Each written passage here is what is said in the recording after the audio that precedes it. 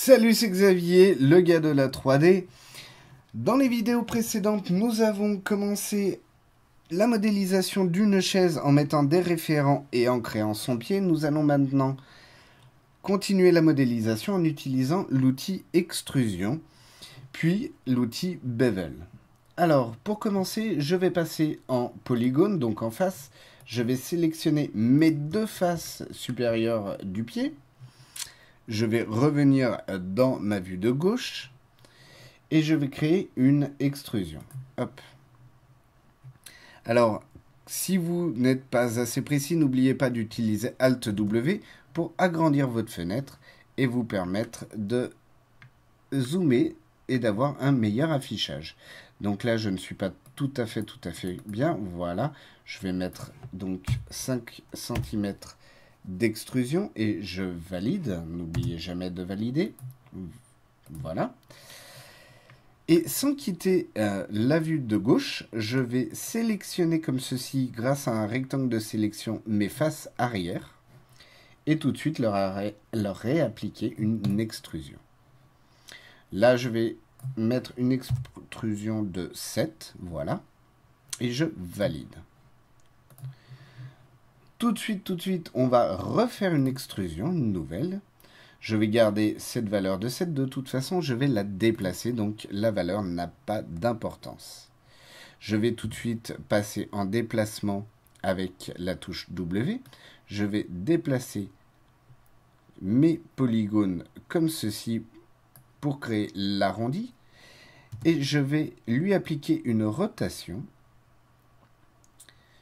afin que les polygones puissent par la suite, lors des extrusions, repartir vers le haut. Cependant, cette technique fait que l'on a perdu la cassure vers l'arrière, l'arrondi de l'arrière de mon fauteuil.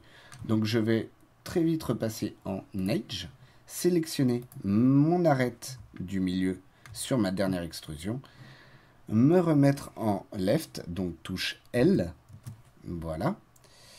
Et je vais reculer mes arêtes, voilà, comme ceci, pour garder cet arrondi dans notre modélisation. Celle-ci et celle-ci.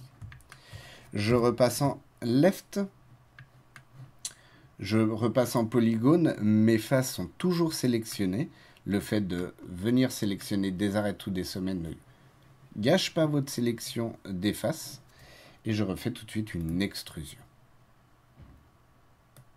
Hop, là, donc, je vais faire une grande extrusion pour arriver en haut du dossier de notre fauteuil. Donc, je vais mettre une extrusion de 40. Je valide.